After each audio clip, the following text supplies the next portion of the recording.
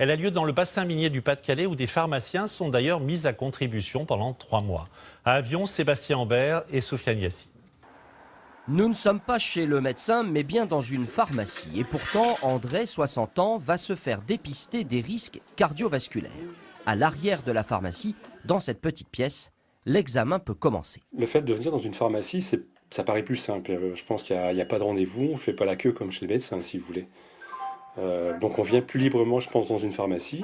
Ici, dans ce secteur autour de Lens, la mortalité précoce due à des problèmes cardiovasculaires est énorme, 81% de plus que sur le plan national. En cause, l'alimentation, le tabac, la sédentarité, mais aussi et surtout des visites beaucoup trop rares chez le médecin. Peut-être ce sont des diabétiques qui s'ignorent et quand on sait les conséquences du diabète quand il n'est pas traité, donc c'est en lien notamment avec les AVC, l'hypertension qui peut être aussi un des facteurs supplémentaires. Pendant ce temps, André poursuit son dépistage. Le pharmacien le mesure, le pèse, calcule son tour de taille et prend sa tension. Le but est de savoir si André doit aller voir un médecin alors qu'il se sent très bien.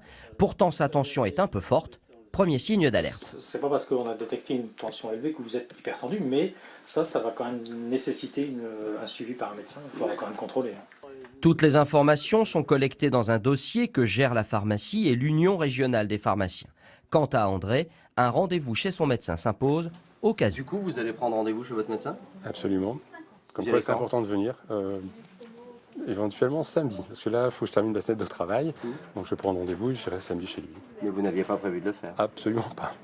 Le dépistage est gratuit et ça marche. Sur 75 personnes dépistées, 60 ont été orientées vers leur médecin. Autant de patients qui éviteront peut-être un AVC, un infarctus ou un diabète. Pour améliorer leurs revenus, de plus